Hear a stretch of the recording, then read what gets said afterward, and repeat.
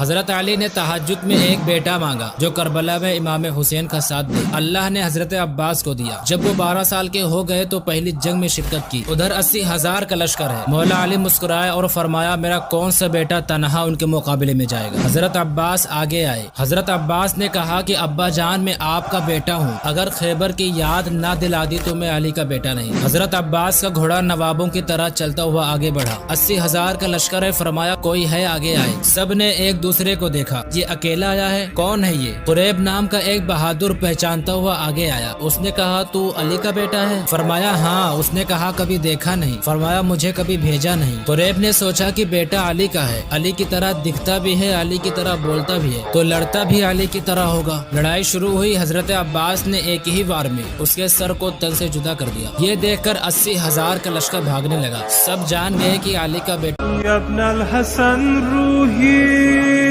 فدا